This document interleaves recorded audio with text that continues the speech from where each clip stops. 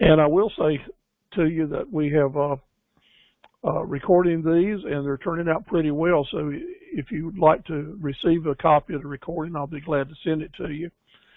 Just ask for it in the chat space there.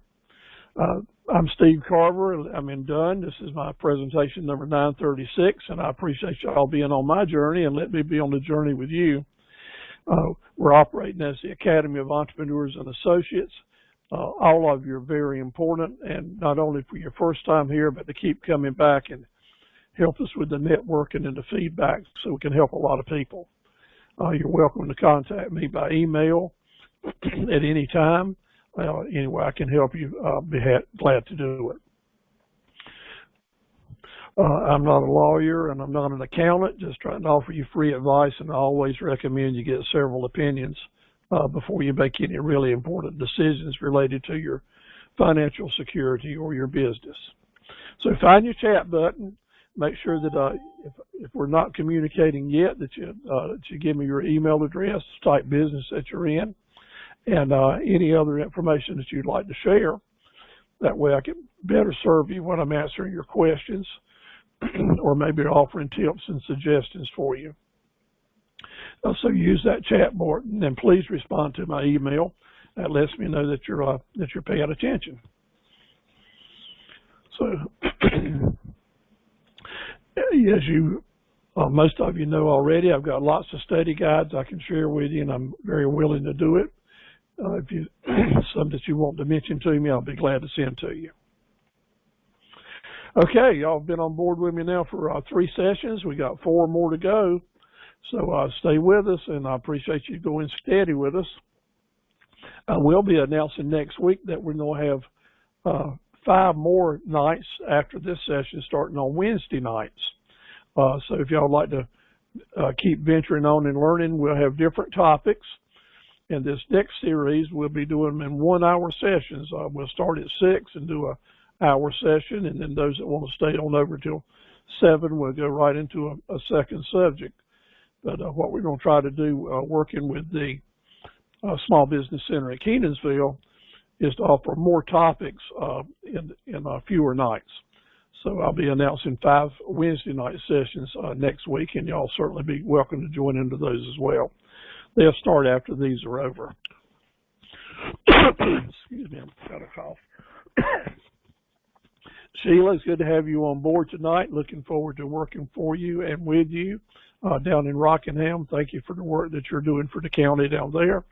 And for your part-time real estate work, we'll try to send you some business as we can.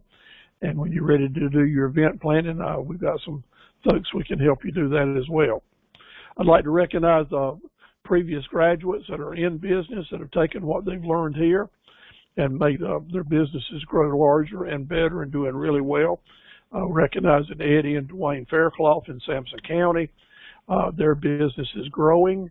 Pecans. They got a large pecan orchard, and now they're taking those pecans and turning them into great candies and shipping them all over the nation. Judy Rogers is in Lillington, and she travels all over the central and eastern part of the state, doing a really great job with selling kettle corn and lemonade and other things. You know, that concessionaire business is a tough business to be in. You really got to love it and get out there amongst the people. And she's got a great personality and does a good job. So if you see D&J kettle corn out at an event you're at, drop by and say hello to her. She's one of your fellow Academy associates. Special recognition goes to Jamie Stewart. Jamie's a one-man show at his farm in Stedman, North Carolina. He serves all of eastern North Carolina and coastal. Jamie's got a wonderful herd of beef cattle that he grows. He mostly grass-fed. Of course, when we took this picture, the grass wasn't growing, but he takes those grass-fed beefs and turns them into wonderful steaks, portion packs them, and delivers them right to your house for you. So if you have an interest in getting some local grass-fed beef cut the way you want it cut, Stewart's Farms in Stedman would really appreciate your business. So that's Jamie Stewart. Thank you for all you do, Jamie. So here's the question for us tonight. The question for us tonight is, we're just one speck on the dot, right at the end of that arrow, right here. Right at the end of that area is just one little speck. North Carolina is a big state, right? So how can we as new business people or small business people, we expect people all over the state here to find us if we're just getting started? How's that going to work? Or when we look at the big picture, we're just one little speck on this worldwide global map. How in the world could we ever expect a customer to find us right here in this little place on this map? That's a pretty big question that we just have to realize that we're just one in a billion of businesses trying to get started. So how do we get from these little specks on these maps? How do we get from here? What do we do to make a difference and to let people find us? Well, the question is, do you think you could ever be number one on the Google search?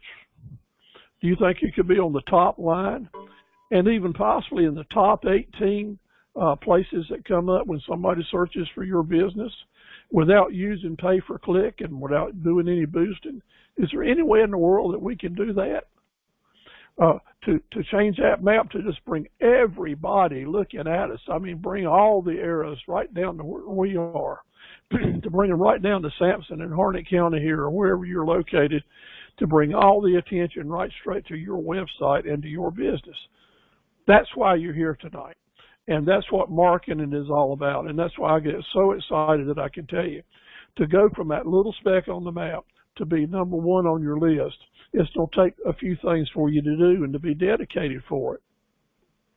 You don't need the vision, which y'all are having and working on here for sure.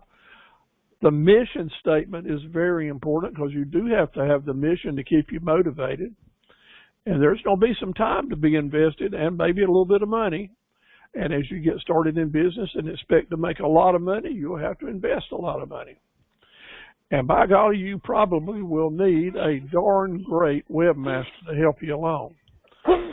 Now, notice I didn't say a very expensive webmaster, but just a great webmaster to help you get up to that number one position. And I'll be using the term look and hook right often, and that's going to play into this really important on how to get to be number one. You have to remember look and hook. And the three letters SEO, which stand for, y'all know what it stands for? Search Engine Optimization. So that's how we get there. And do I know that's true? I do, because you can go, as I did last night, to Google, type in Carver Equipment, and you'll find that this little old fella right here is number one on the list, and the first 18 positions is Carver Equipment or different things that we sell. And we achieve that, and we have a good business being able to be found out here in this great big world. People can find our little business right here in Dunn, operating out of my home office. And I want to tell you, I'm so happy to tell you that you can do that as well. You can do that as well. How? Set the priorities. And this is week 3, and y'all are hanging in here, and I hope you'll keep coming on back, because through these next weeks, this is tonight, is when I really start trying to encouraging you to own these skills and tools that we talk about. Learn those 30 drill skills and get into them, make it work. And I set out homework assignments. Maybe you didn't need to do all of them. Maybe you didn't need to do any of them, but I would really appreciate it for your own sake to give yourself a chance to look at those homework assignments that I sent to you.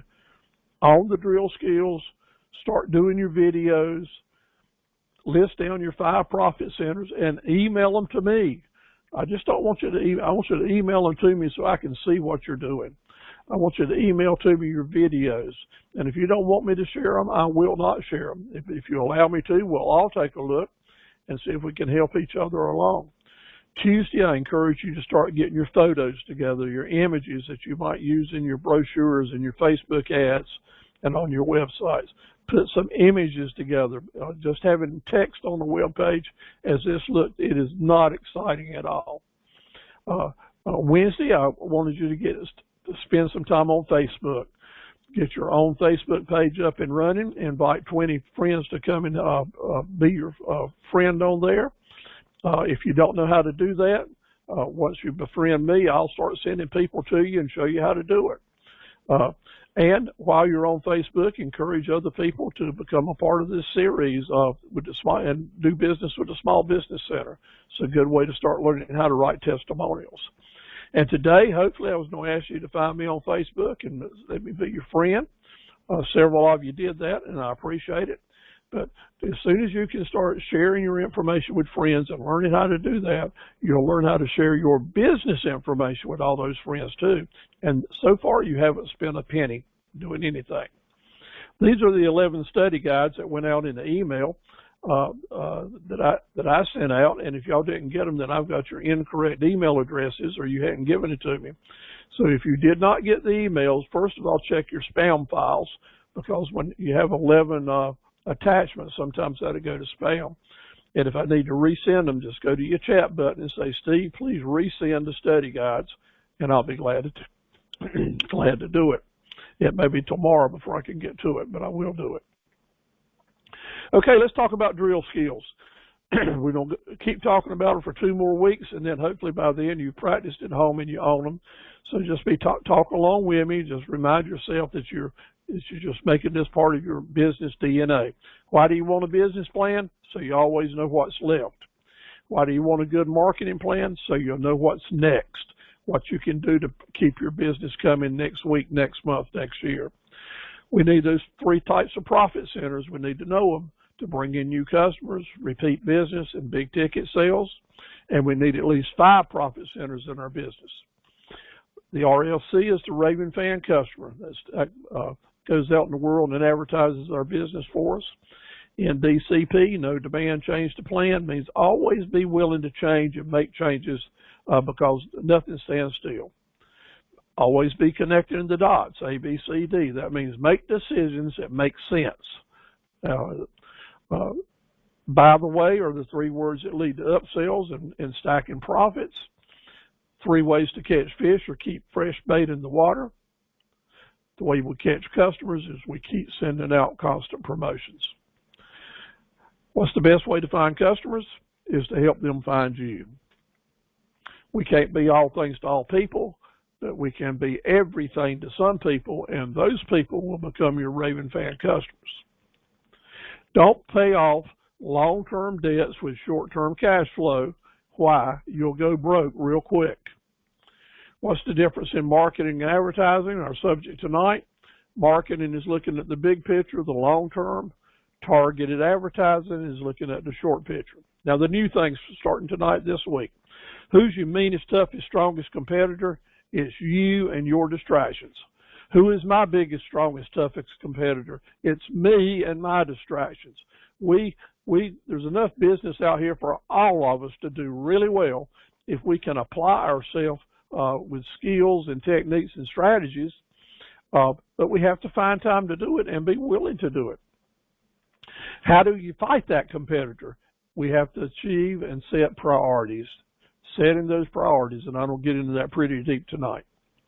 Fair market value, you just need to know what it is, how important it is when you're buying and selling, because you always want to buy below fair market value and sell above fair market value. And with that golden rule, you'll end up with more gold in your pocket, no doubt.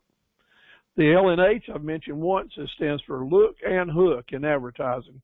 We'll spend right much time on it a little later. One of the handouts is Mirror Vision.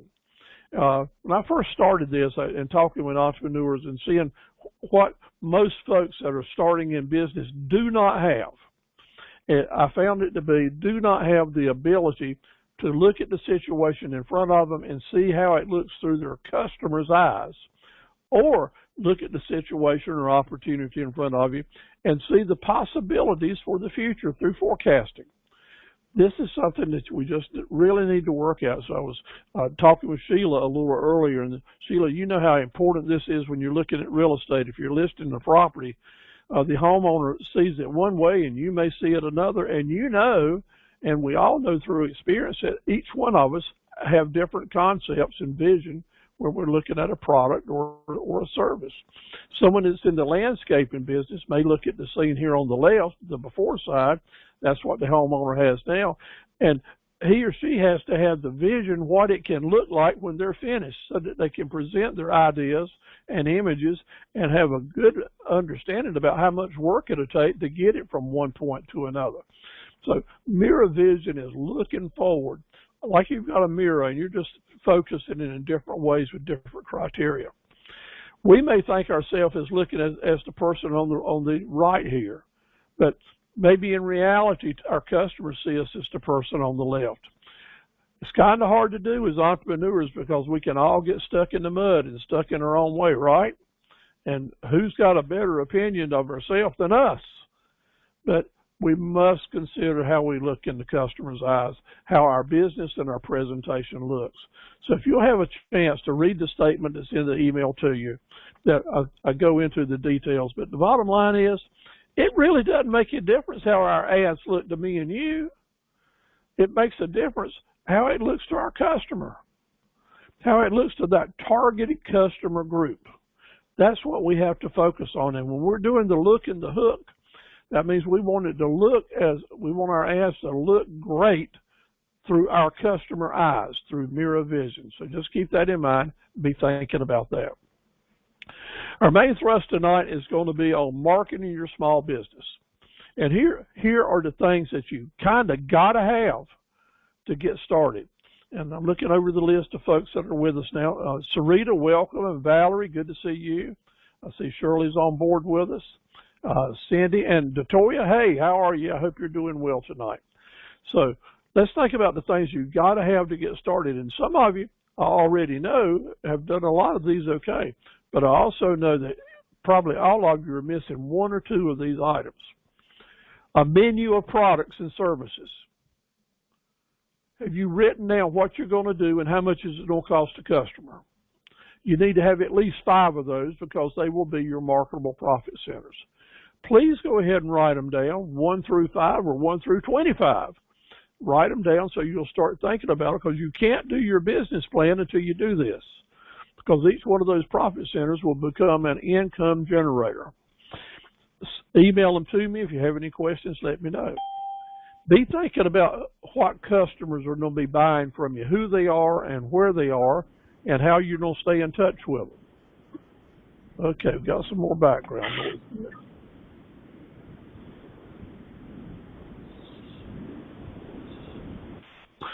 So when you know who your possible customers are, then you're going to save a lot of money because we're going to focus our marketing on them. And the big thing tonight, and the fault that I feel that most startup entrepreneurs face, is the lack of ability to forecast, just like I mentioned earlier. So I don't mention that a lot tonight, especially as we're talking about marketing, because you'll waste a lot of money in marketing if you do not do a lot of forecasting. So that's why I'm going to spend more time on it tonight. So let's jump into this. Let's see how we can power up and jumpstart our marketing campaign. So forecasting, the reason we want to focus on it is we don't want to waste our money. We want to invest the money. And if we do good forecasting, we can invest our money and then get a return on the investment. Now, some of us are in the farming communities and some of us are not, but most everyone knows that before you plant seed out in the field or in your garden or in your flower pot, if the soil isn't fertile, then you're wasting your time, right? If the soil isn't fertile, you're wasting your time.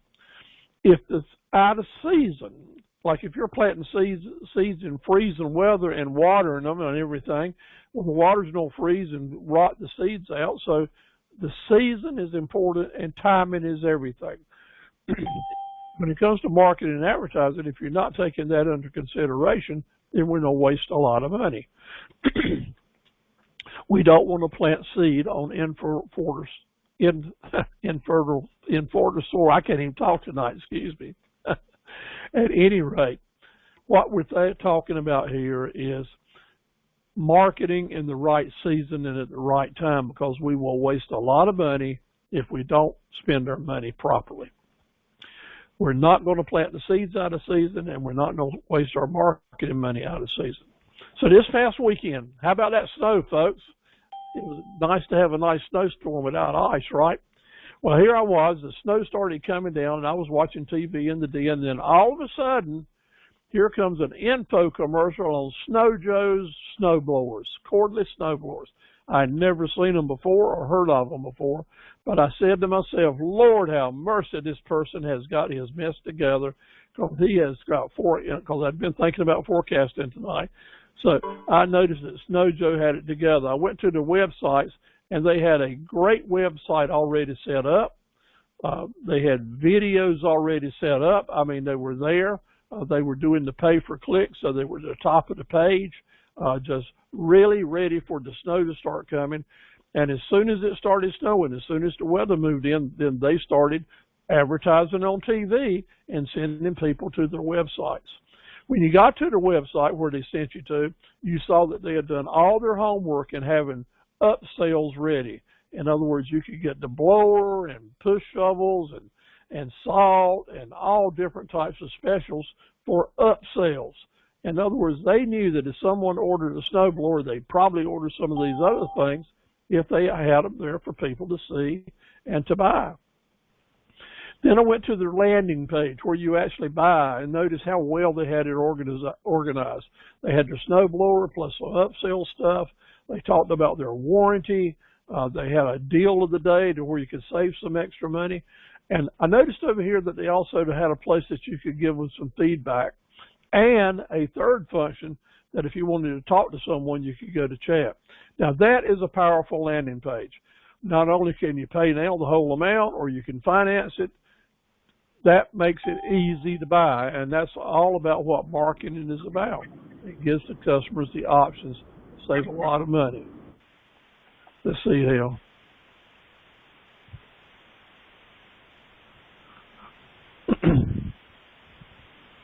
Then when you looked a little further, to get big ticket sales, they offered you, if you spend $125 or more, then you could get free shipping.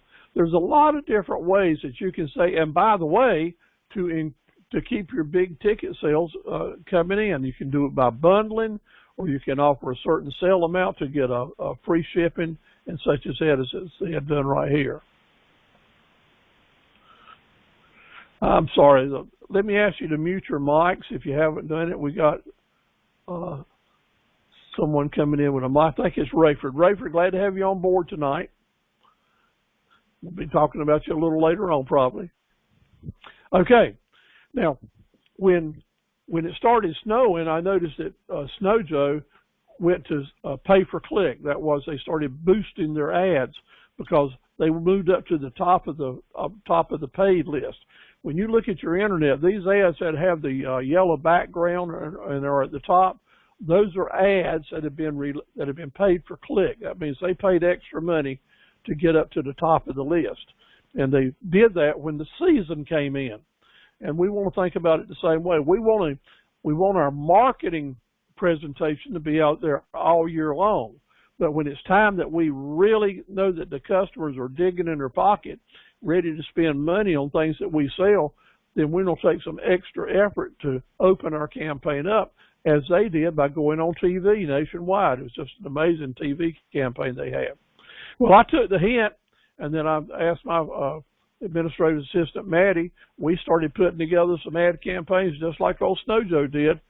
This week been real active in forecasting, so we opened up a new campaign on the tillers that we sell. So notice that in here we wanted people to remember that they needed to order it now if they wanted to have their tiller by spring. And how, when you're in the implement business, you don't want to remember to have the tools that people need probably 30 to 60 days ahead of time in inventory, so that when they start shopping, you'll have them, and then when it's time, you'll be ready. Now, I sent you a copy of this early today. I wanted to give you some meat and potatoes to put in your pot here. What can you do, each and every one of you, what can you do tonight and tomorrow to jumpstart your business, to create a sales plan? What can you do to jumpstart an individual profit center, what in particular thing that you want to do, a particular service that you want to add. So here are the key ingredients that I know will work because they have worked for me for so long. First of all, let's identify what it is that you want to push or be ready to sell. Then we need to think hard about what is the date. What is the date that this thing will really sell best? Like if you're selling lawnmowers, the grass needs to be growing for it to be full season, right? So that would probably be April 15th through May 15th when it would start up. If you're going to be serious about selling lawnmowers, I'm going to tell you that you need to start your ad campaign 60 days ahead of time, which means basically right now you would be starting your planning, getting things up and running and ready, not spending any money yet, but getting everything in place.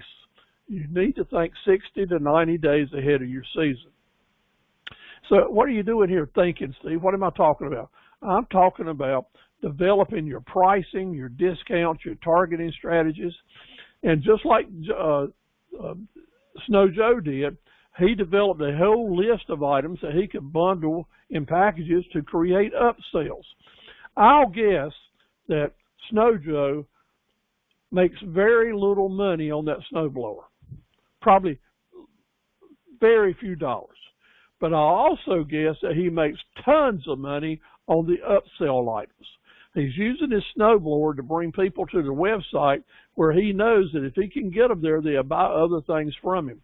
That is marketing in the highest degree of confidence, and I do it, and I want to encourage you to figure out how to make it work for you. Also, it's time now to go ahead and create some videos, making sure you keep the look and hook features in there, because that was just like having a free website for you. Once you have your homework done, remember I said the word homework, that's what I'm asking y'all to do now, is once you have your homework done, then you're ready to apply all these strategies and tips and employees to make things happen. So this is the plan. Now let's talk about what action is needed. 5-star action. You ready? Number one, make sure you are promoting this item on your web pages. Make sure your web pages are mobile friendly and your landing pages are really doing good. Remember, this is a good time that we talk about having a good webmaster. I don't know how to make my page mobile friendly, but my webmaster does. And sometimes you just have to keep updating those things. Number two, put those ads on Facebook. Mention them in your personal pages and on your business pages. Once you have them out there on Facebook, you can start sharing them with friends. Not boosting yet, but share them with your friends. But here's what you do want to do. Use your database and go ahead and send out email, I call them email blasting, promoting these items. And it's really important on the email that you send out that you have a link in that email that they can click on to go to the web pages that you have prepared. You see, the email is like baiting the hook for fish. The email, they see that, they're interested, then they go to their computer, find that web page, that landing page, not just any web page, but that particular landing page where you're offering the opportunity to go ahead and buy now. You're basically saying, take my money out of your pocket and send it on to me. I'm working hard for it and I'm hungry. You use the email blast to do that. So the more email addresses you have, the more places you can send out those links to your web pages. Websites don't work worth a darn unless you have a good flow of email coming into them, a good flow of people seeing the links. Now also, go ahead and go to eBay and Craigslist. At both places, you can buy really low-cost ads. You can buy an ad at eBay that'll stay on there for, I think, over 90 days for less than $5. And you can put your ad up there and just put a price on it high enough or give the information so that you can make sure you can get some business on it. Same thing on Craigslist. Use that low-cost advertising to send people to your website. Send people to your landing pages. That is a good investment of money if your timing is good. Next, get those videos that you made, put it on your YouTube channel. And if you've got the right SEO, titled your videos the right titles, people will find your information at your YouTube channel just as fast as they'll find it at your website. So 5-star, give yourself 5 stars and learn how to sell stuff. Number 1, get your website ready. Use Facebook. Then use your email blast to send out these links to the Facebook pages and your website pages. Go right on over to eBay and Craigslist and post your products there too, and mention your landing pages on them as well. And do the same thing with your YouTube channel. Now, my friends, I want to say to you, this will work, not only for your business as a whole, but particularly for the items that you're selling, especially if they're seasonal. Using this plan, you will waste almost zero money, and everything you send out is going to help bring more money into you. Okay, I promised you, where did that come from? I promised you last week that I was going to share with you the secrets about how to get raving fan customers to work for you. Yeah, and the answer is they will only work for you if you plant brain seeds in their brains. I know that's kind of graphic, so let's just talk about it. But we're asking ourselves, where are these raving fans hiding? You're starting to do some business, and so many of us have a lot of friends that talk good about us, talk like they're going to give us some business. Jimmy Packers came on board. He's got a lot of good customers, and Cindy's got a lot of good customers. But are these what you're thinking are really good customers? Are they sending business to you? Maybe a lot of them are not, because you haven't planted raving fan seeds. You've done everything right, but still, you're looking for them, but you just can't get them to help you promote your business. Well, here's the deal. I want you to get your old shovel out, dig a hole in the top of the head, just like I'm showing it here, and then get your brain seeds out. They look kind of like Rice Krispies, and sprinkle them down and let them go right down on your customers' brains. Excuse the graphics, but I want you to remember this now. You got to plant these brain seeds, and here's what the brain seeds look like. Step 1 is things you say. 2 statements that you're going to make. When you pledge to your customers, so clear that there's no misunderstanding, these words: I'm going to do everything I can to see that you are 100% satisfied. I'm going to do everything I can to see that you are 100% satisfied with our products and services. You can use your words, but these will work. When's the last time a business owner told you that? Maybe never. Well, I want to tell you that I've been telling my customers that in person, in these words, and on every email that I send to them, every quote, remind them of that, and it keeps coming back that people are listening to that. And then you follow that up with another statement. You are going to be so pleased and happy that you chose us to do business with that you will want to tell your friends and family they should shop here as well. Yeah, I'm going to make you so pleased that you did business with us, you'll tell everybody you know they should come do business with us too. 2 simple statements that if you say them, and you can use your own words, and the customer remembers it, you say it to them every time you have a chance, and you are planting raving fan customer brain seeds. Now, there's one more step that you have to do before they become that raving fan, and we'll talk about that a little later. Please remember that. Say this to yourself. Step 1, I'm going to do everything I can to see you're 100% satisfied. Planting those seeds, right? And then step 2, you're going to be so pleased that you chose us that you'll want to send your friends and customers to us as well. It works. It works. I get business every single day from people that are raving fan customers as a result of what another customer said to someone that referred us to us. Now, the COVID is coming and going, and it looks like maybe it's waning off again, but I got to remind you now, I got to take up some time. In today's world, some things you have to think about in our marketing efforts is think about easy delivery.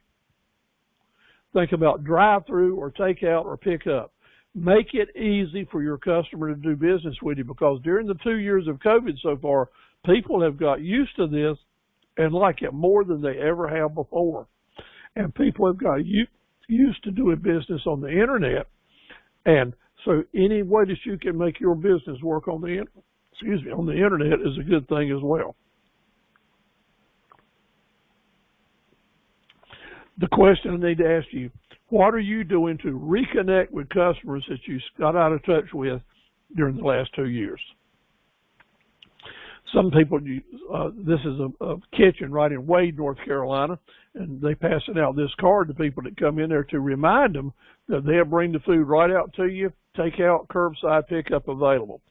That's their way of saying, you know, we want your business. You don't have to come in and do business with us. We'll carry it right out to you.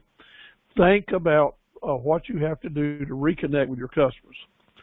Now, last week we talked about business plan. Several of you have sent me some information about your plan. I'll be glad to look at any of them as you do them.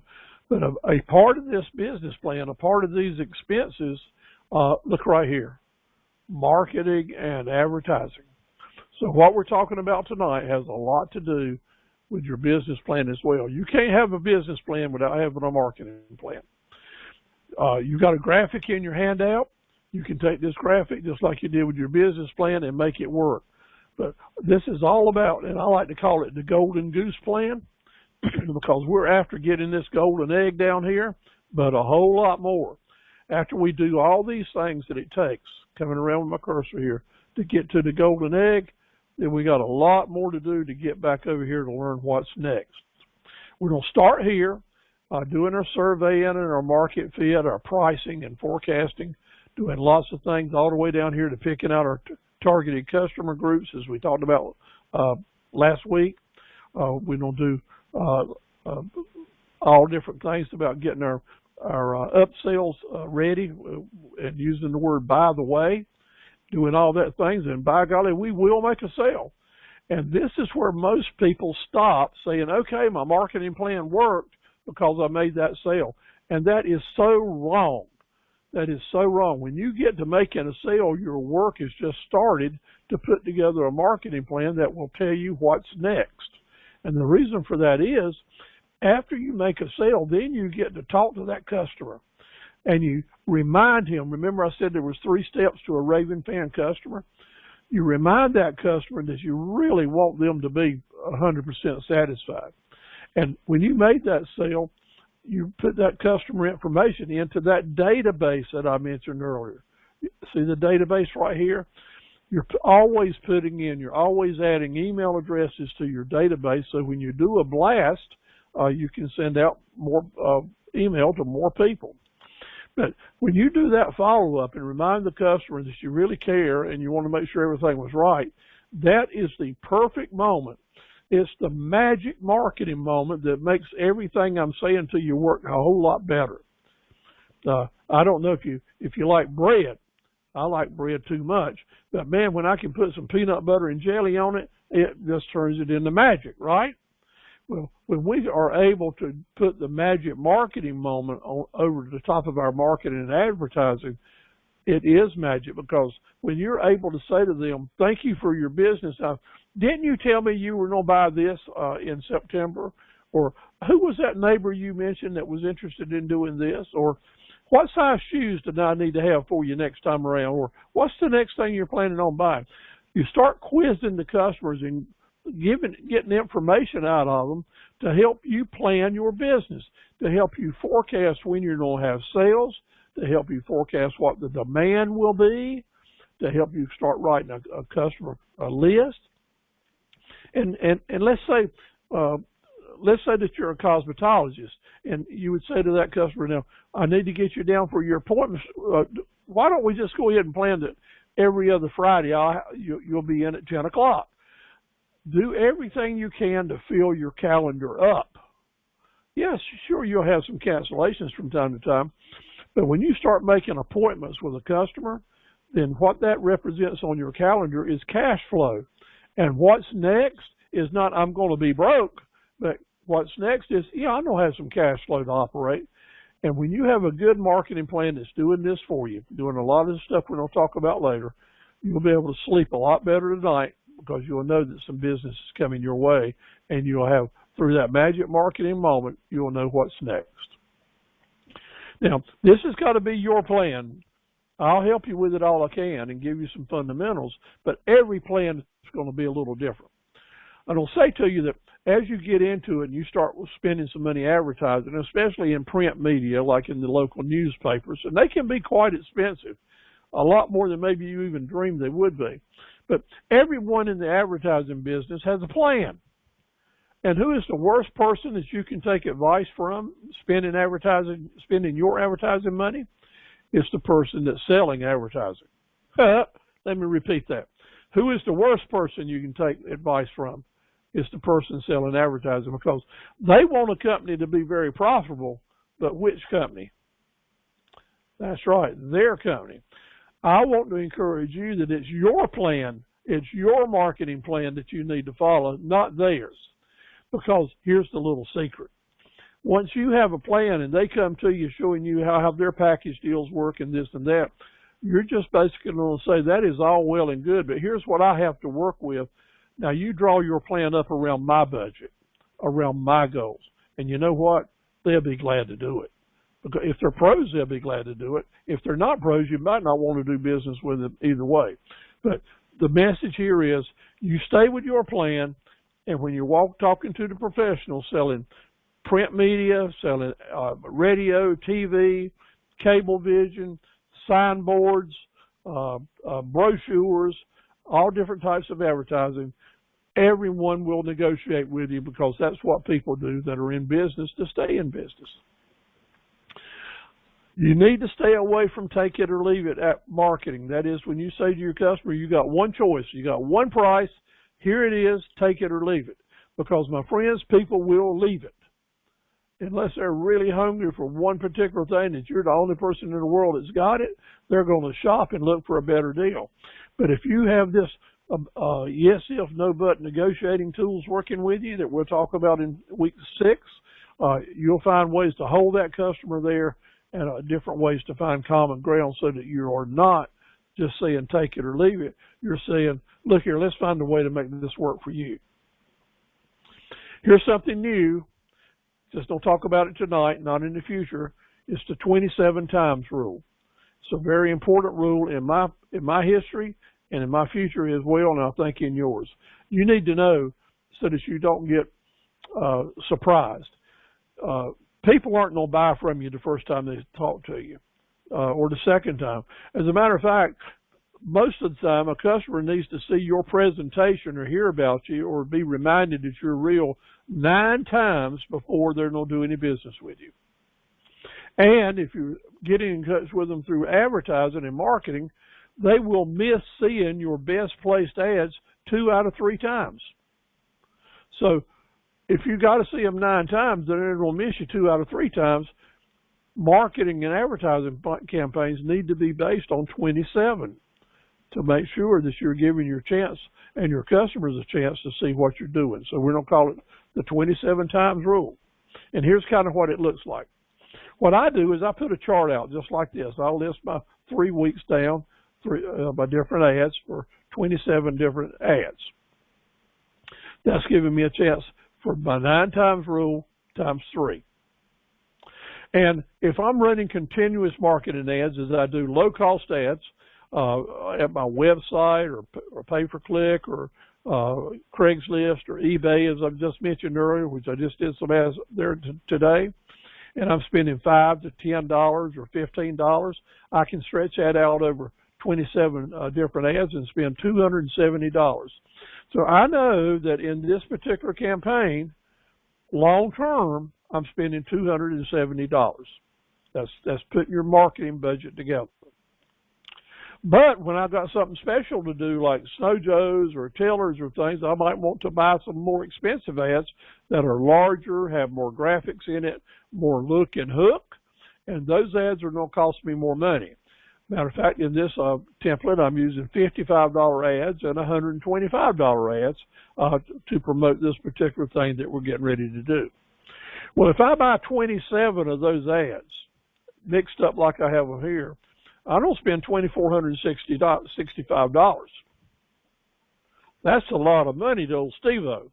I don't have that kind of money to spend, and by golly, if I do it, I'd be afraid that because we already know that if I buy those 27 ads, only 9 of them may get seen, and we don't know that those customers are going to buy from us. But that's a heck of a lot of risk, right? It is, and I'll tell you that inexperienced people and a lot of people that sell in advertising will take that $2,400 from you and laugh at you. Whether you sell 1 penny from it or not, they have boosted their profits and their commissions at your expense. So what would I suggest that you do? I would suggest that we do the continuous ads at low dollars and mix in some expensive ads with them. Why? Because if you've got that continuous running mix, then the 27 times rule, you're okay. And if you've got that continuous ads out there, then they will accept these new ads that you're putting in as real and go ahead and act on them, provided they're familiar with you and know that you're someone that's been in business and are trustworthy. And when you use this type of system, you're able to get your campaign out here for $750 during that period of time. Now, which looks better to you? Which looks better to you? Spending $2,465 or $750? Right. But to get to that $750, you need to be continuously spending $270 per month, so that when you do have expensive ads to come in and mix with it, they will be effective.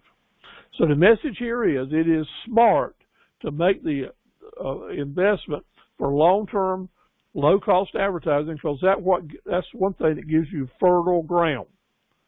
Because the ground will always be fertile a little bit, provided that people are familiar with your company.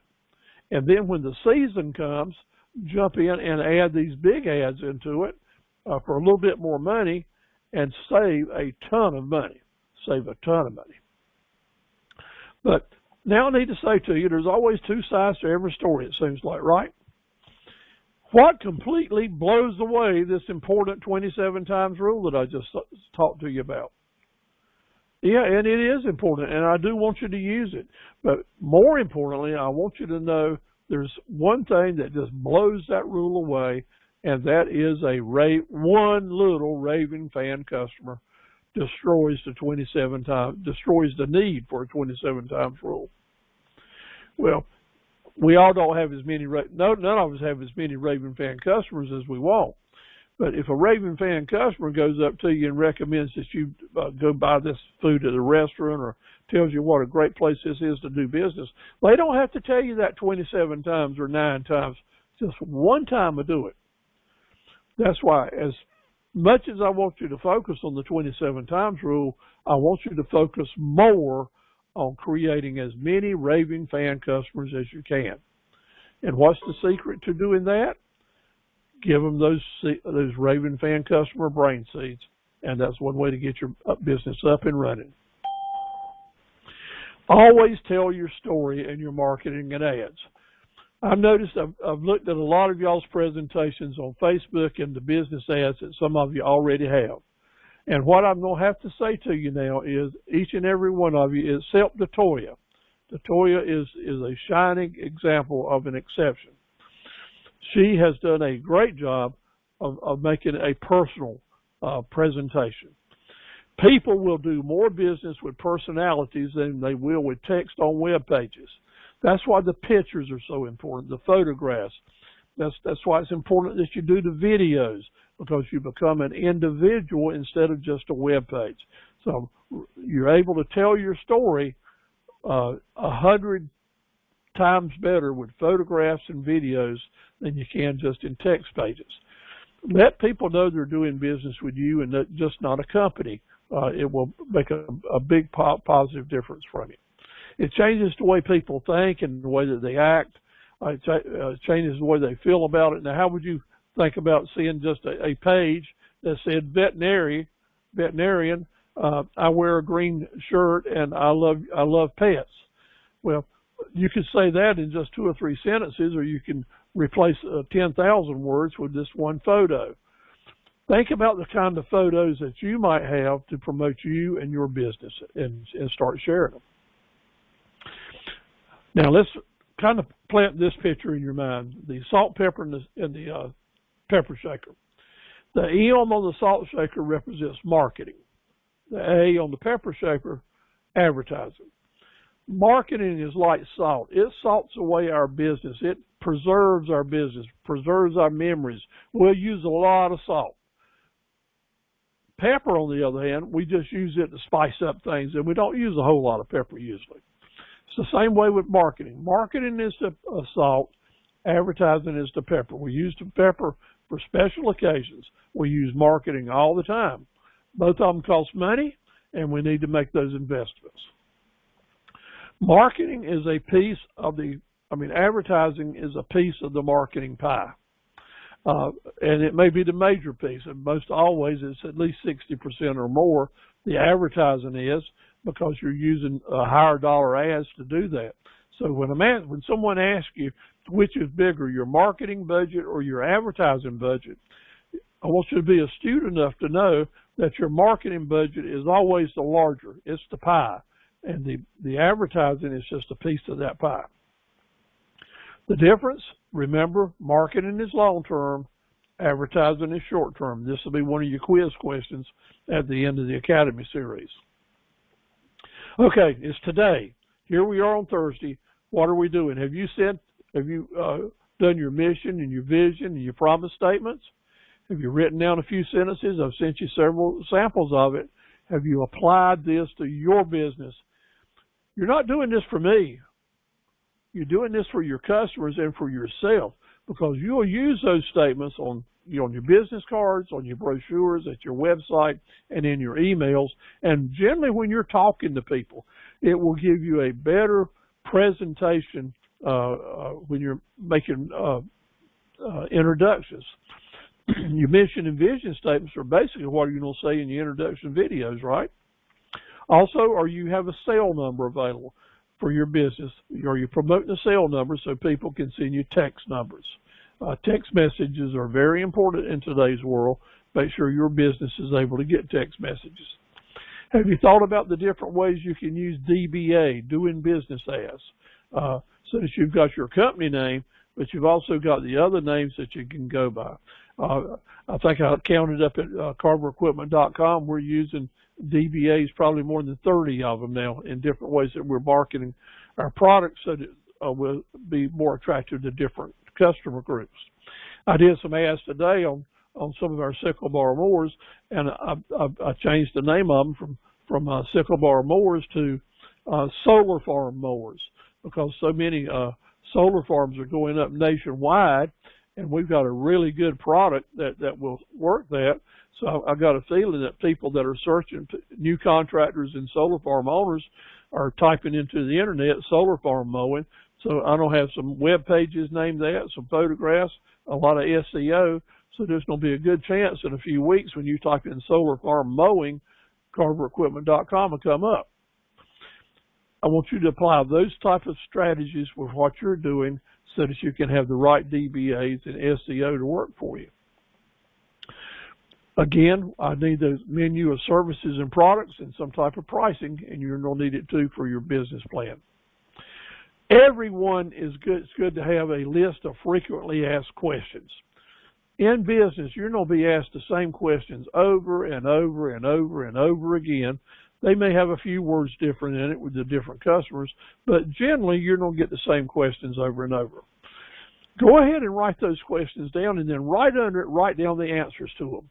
Really good answers that make a lot of sense. Take some time, write them down, and then you know what you can do with that? You can use that list at your website. You can use that list when you're sending out a quotation. You can use that list when you're talking with customers or having a seminar or a webinar.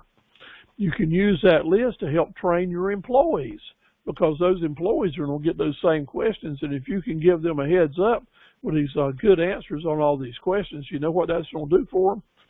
And it really does it for you too. Build self-confidence and really build self-assurance that you're ready to do business. So have a good list of those questions and the answers. It'll come in really handy for you. Make sure that you are moving forward with your internet presence on Facebook and or your web pages. There's another way you can have an internet presence, and that's with barcodes. I'm not going to spend a lot of time on it, but barcodes are moving into the world right now pretty strong, and in some markets, very strong. I'm sure that Sheila has seen this because more and more advertising folks are using these for their different houses, as are car dealers using the barcodes. Someone take their phone, take a picture of that, and then go right straight to a web page.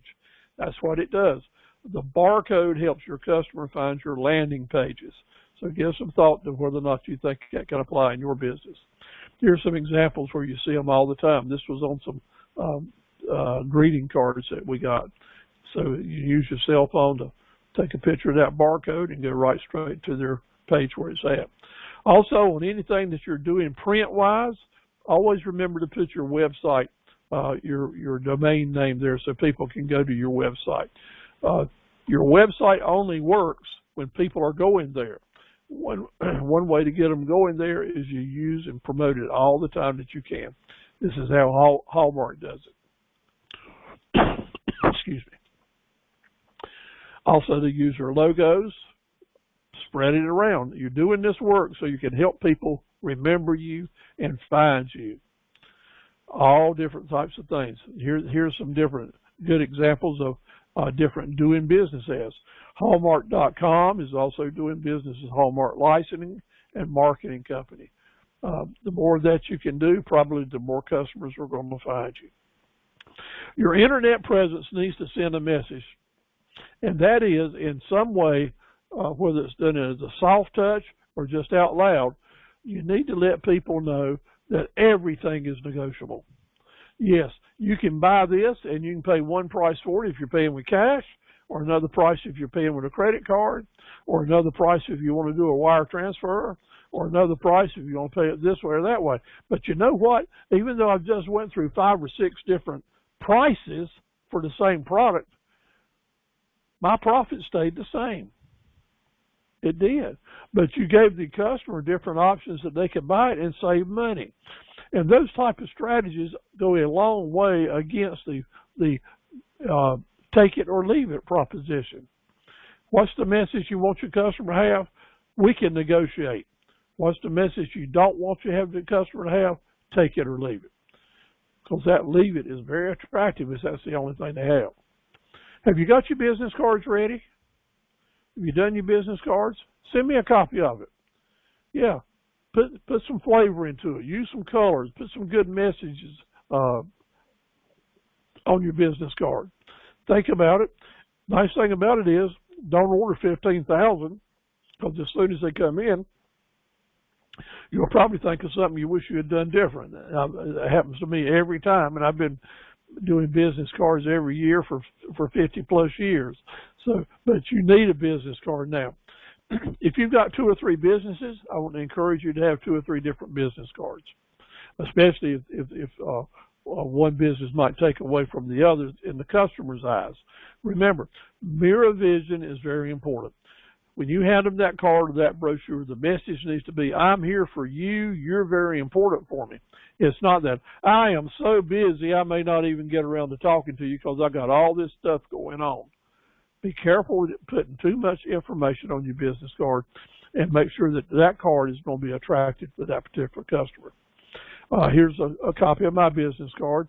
I try to let them know my business name and our website name, remind them we've been in business a long time and do all we can to give service that satisfies, and then how to get in touch with it. So then on the back side, I have some more information. Here's a brochure that Judy did for her kettle corn business. She got real serious with her business last year.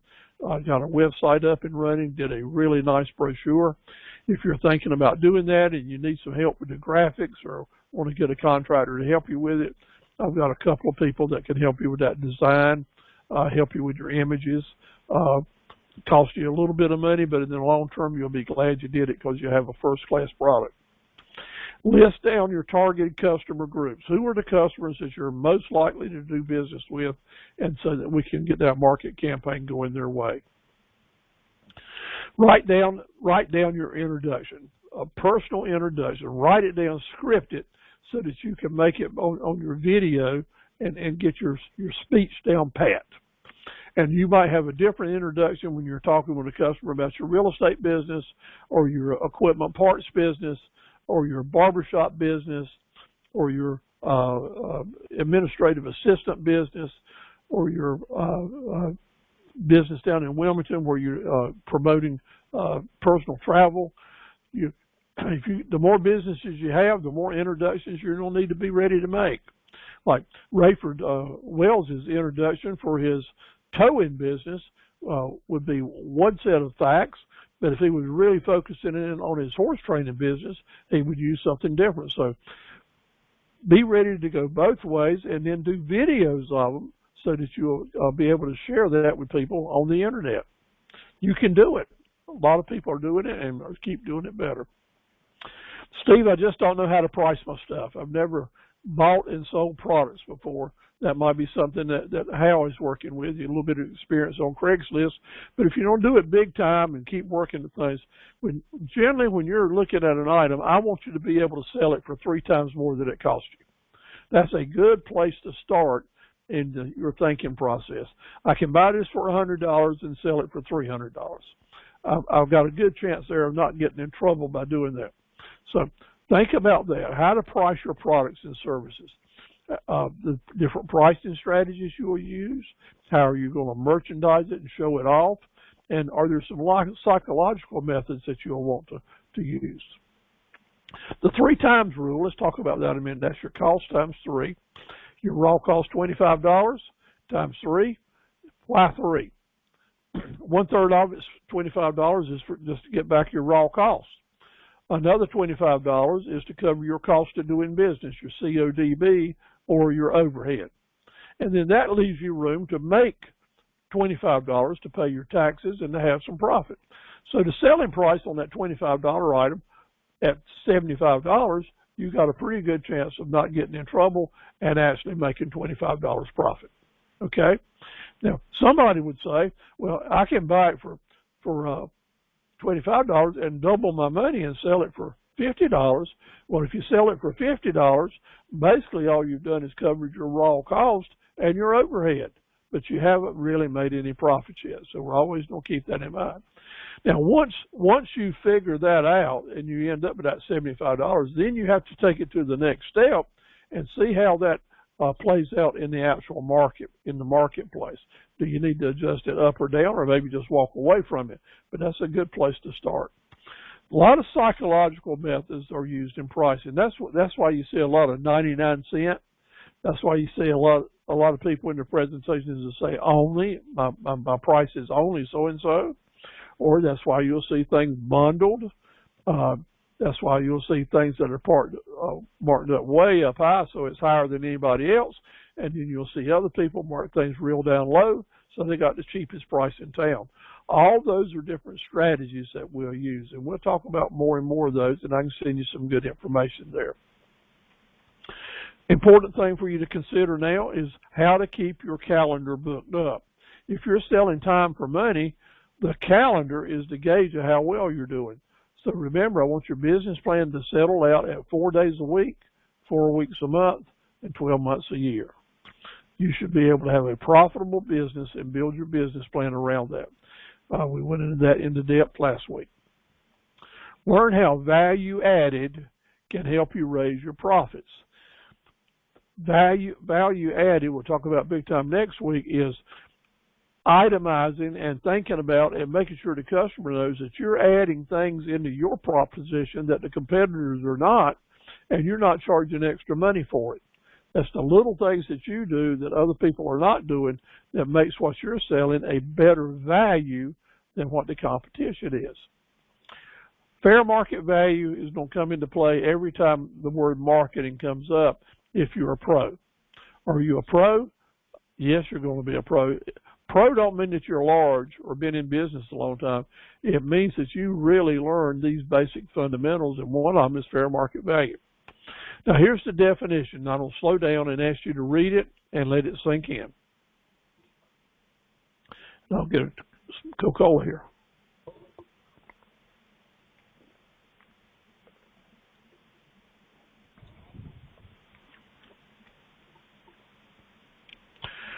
Where do you see fair market value in your mail recently? Well, if you own any property, you got a tax bill recently, or a listing, and that amount, that appraisal that they put on it, is what the fair market value is in the consideration of the county as appraisers.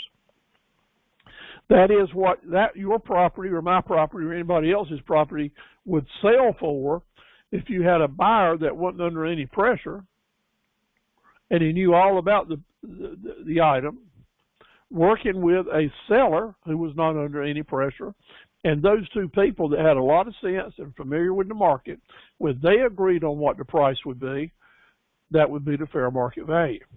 The key factor here is that no one was under pressure. Because if the buyer is pressured to sell, for whatever reason it is, if the buyer is pressured to sell, the price goes down. If the seller is pressured to sell, price goes down. But if the buyer if the buyer is pressured to sell, the price goes up. That means there's not many of them, it's demand, and that's what we're dealing with now is inflation. When the buyers are under pressure to get stuff, they got money they want to spend, and they're spending it and taking up the supply. Therefore, the buyers got pressure, and the price is going up. When the seller is under pressure, like in a foreclosure sale, the price comes down. Understanding all those things can make a major difference in what we pay as business people for different products. Now, here's an example. I'm using a car here for an example. At any big city in North Carolina, you might on one day have a car that's at a car lot, a used car lot, selling for $13,000, or the price tag on it is $13,875. Across town, that same model car with the same mileage on it, probably not looking as good or been fixed up, or the tires aren't as good, but that same basic car might be sold for $4,000 at an absolute auction sale. That's a lot of difference, isn't it? And my friends, this is entrepreneurship. Each one of these slots, each one of these stair steps as the price goes up, represents a business opportunity for someone that knows how to take advantage of it. Notice that in the middle here is the fair market value. The fair market value here. If this was new products, the fair market value is usually about 15% over the manufacturer's invoice. See here, the dealer invoice, if this was a new car, including factory freight, was $10,000. Well, the fair market value on that car would be $11,500. But it might be advertised on the dealer lot at $13,875. These numbers play up and down. So the person that can buy at $4,000 and sell at $13,000 is in a position to make a lot of money, right? But they're probably don't have to do a lot to that car, or maybe wait for the right buyer to come along. Each one of the steps up has some cost involved and some investments that are involved. But in entrepreneurship, here's your key. Find out where you can fit in on this chart. Maybe you're going to start up here and buying at just below fair market value and selling a little bit above. One of the important keys here is being able to turn the turnovers that you have, because you don't want to tie up your money a long time. You want to buy items that you can sell pretty quickly or at a pretty guaranteed rate to be able to stay in business. But rule number one, always remember, buy below fair market value and sell above, and you're probably going to be all right. You remember this fella? He was a fine gentleman, U.S. Army soldier in Vietnam. He served alongside who? Who did he serve with? Was it Gomer Pyle? Nah. No. Who was the fellow he served with? Forrest Gump, right? Well, what we learned from Bubba Blue, a real important lesson about 20 years ago, was he was the very best person I'd ever seen in describing doing business as titles or special titles, because Bubba knew that you could sell shrimp as barbecued shrimp, pepper shrimp, shrimp burgers, shrimp sandwiches, coconut shrimp, shrimp gumbo, And different people like different shrimp different ways. And some don't like it other ways. So Bubba knew that if he itemized all these different items, he would be able to remind people that he had shrimp like they want to eat. So at Bubba Gump Shrimp Company, they would probably have a web page for each one of these different kinds of shrimp. They would market them separately, and therefore shrimp soup would become a marketable profit center, and stir-fried shrimp would be a marketable profit center, and we would market all of those with gusto because there's a lot of people that like them that way. If we just said shrimp, folks might end up at the shrimp page, but they'd have to do a lot of looking around to find what we got with shrimp gumbo.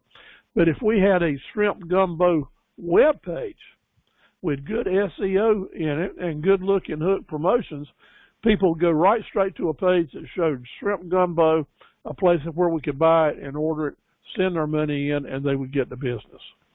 That's how you take a simple product, put a lot of different names or DBAs or private labels on it, and sell to a lot of different people. The DBAs, as described by the Bubba Gump Shrimp Company. Master the use of DBAs. If you're unsure about what you might have that you're doing in your business that you can use different DBAs, just send me a note. I'll be glad to give you some ideas. You got to remember, in this world, most advertising doesn't work, and spending a lot of money on advertising is a good way to spin yourself into bankruptcy and out of business. If, however, you use two strategies, the look and hook test and the 27 times rule, there's probably a good chance that you're not going to waste your money in marketing and advertising. Now, what do I base that on? Well, you're looking at a fellow that over the last 62 years has spent way more than $6 million in North Carolina advertising my company and my products. Way more than $6 million. And that's a lot of money. And you know how much stuff you have to sell to generate $6 million in profit? A lot of stuff. But the rest of the story is I know right now that I wasted 75% of that money. I'd have been just as well off to put it in a shredder as spending it. Why?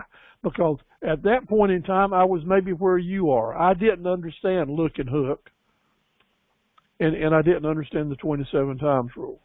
But the very first 6 months that I started putting those two strategies into play, I saw my profitability just really start going up very quickly, and our sales went up too, because we were spending the money as investments instead of just spending the money because some advertising person said that's what we needed to do.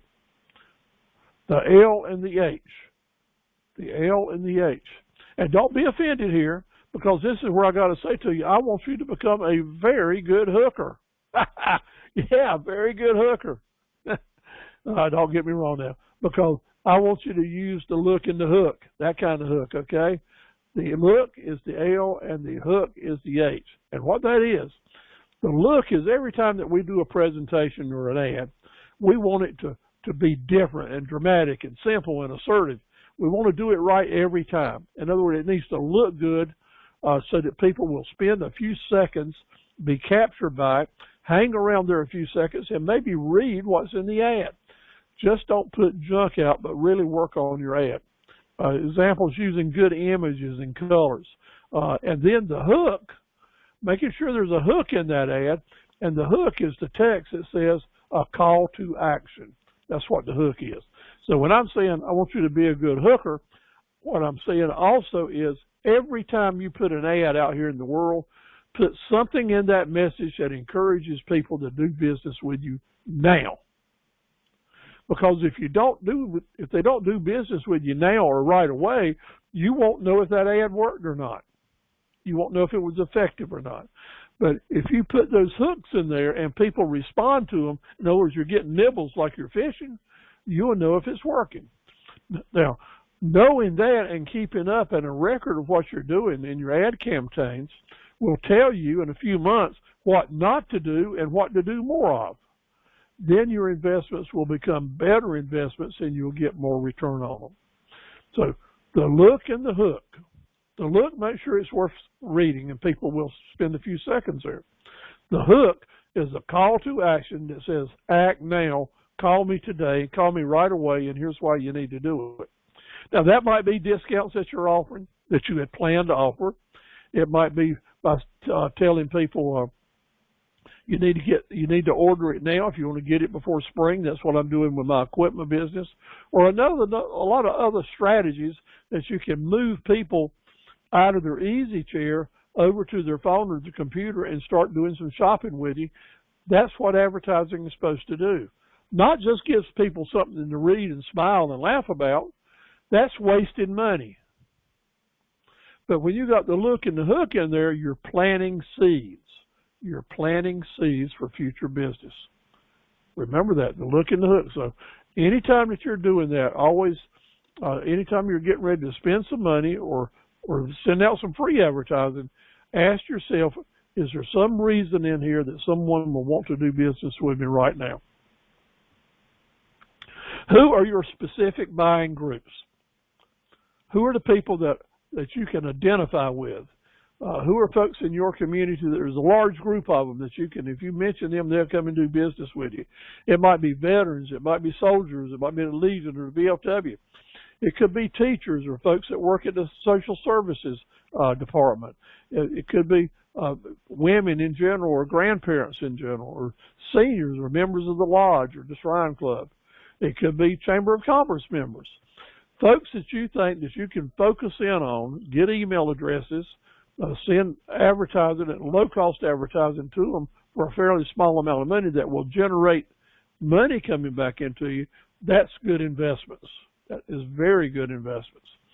And to those folks in general that we're sending material out to, remember the marketing. That's why we want all of these people in our email blast that we send out the marketing information to, low cost and doing it on a regular basis, to remind them that we're real, that we're here, we want their business.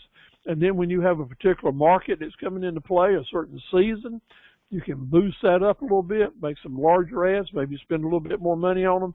And when you send those out to them, you won't have to send them 3 emails instead of 27. That's the difference, okay?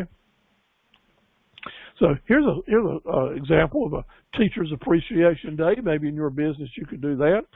And in my business, I used to do Farmer Appreciation Days, Veterans Appreciation Days, whatever type of business you're in, figuring out who in the world it is that you can maybe encourage to come and see you and reach out to them and help them do it.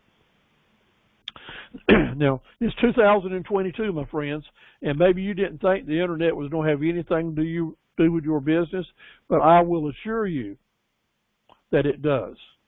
Maybe no one's going to sit at their computer and do business with you, but they got their cell phone, and if they're shopping on their cell phone, that is through the internet, so you've got to keep that in mind. That means that you need to have a sale page related to your business that is efficient and powerful. Take the time to have that sale page. So my challenge to you right now is get your cell phone out, type in the search terms that you think people would type in to find your website, and what comes up on your telephone screen.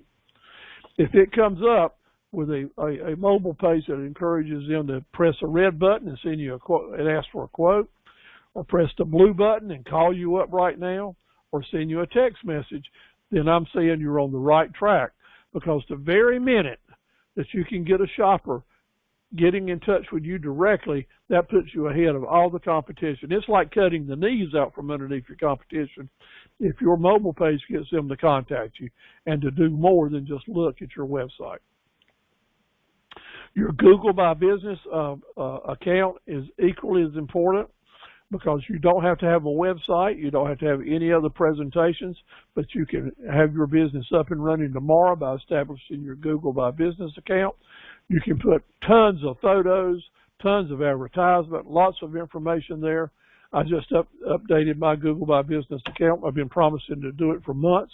Finally got around to it yesterday, and I was amazed at how far behind it was.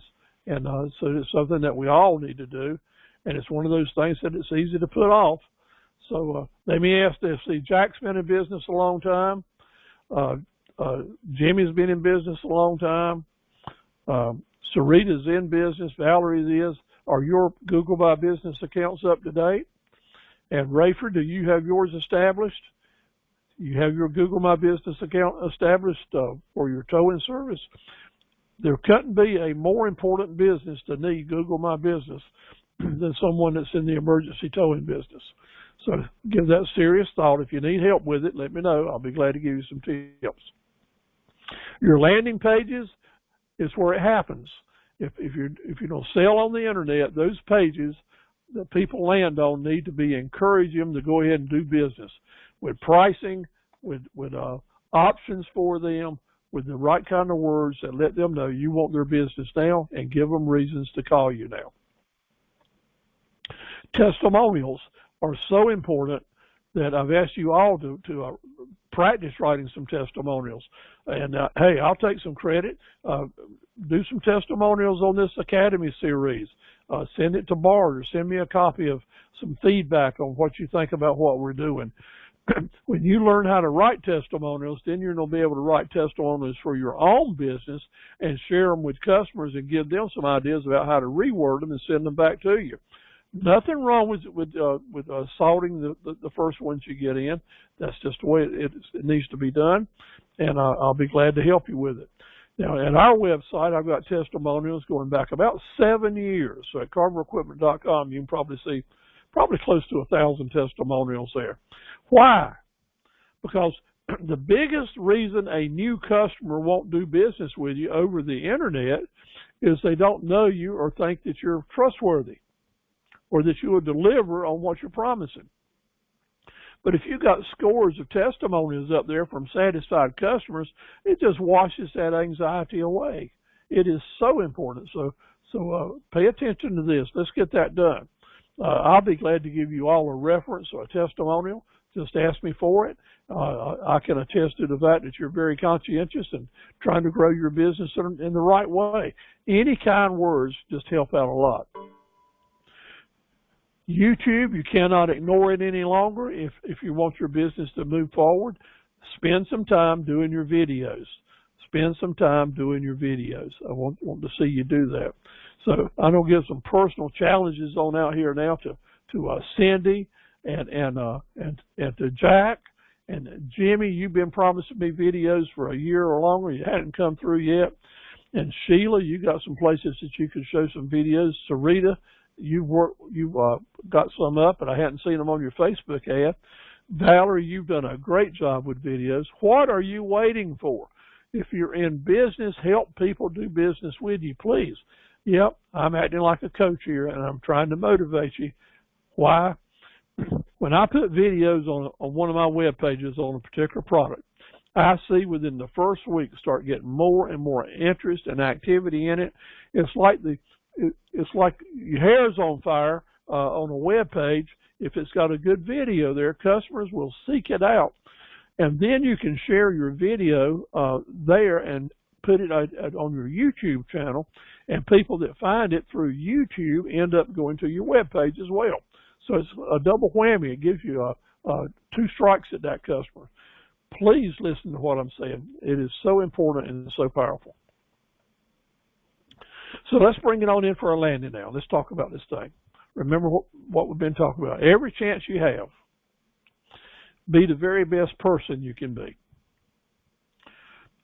Of all the things we talk about, if you get the customer's confidence, if you get them to spend a little time with you, and it moves up to the next level that you're ready to close a sale, or they start taking a closer look at your activities or you as an individual. And that's the thing about when you are doing personality selling, it's important that you be the best person you can be.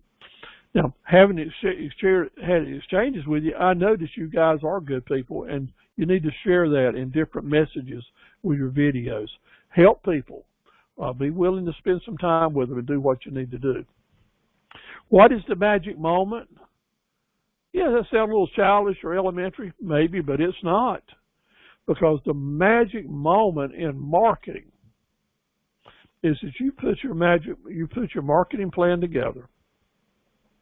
You went through all the steps. you made the sale, you put the information into your database, and then you followed up. You followed up with that customer to make sure they were 100% satisfied. Now, you'd already told them, I'm going to do all I can to see that you're 100% satisfied.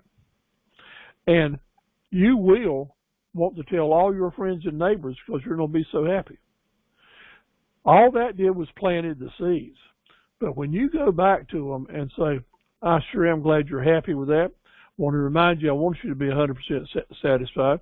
Now, who was it you said was going to buy this, or you start getting that information? When you remind them that they're 100% satisfied, that's when that seed starts growing and blossoming, and they feel an obligation to recommend you, and they will do it. Not only will they tell you and give you information, but from that moment forward, after you followed up and guaranteed their satisfaction, when they mention your name or they think of this product, there's a good chance they'll start advertising for you. They'll start marketing for you full time, and it's not going to cost you a penny. So through all this array of different strategies and all, what does it boil down to?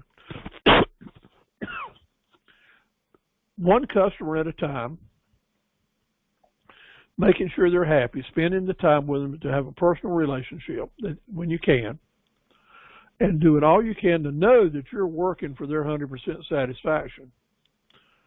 In doing that and following up, those people will start advertising and marketing for you.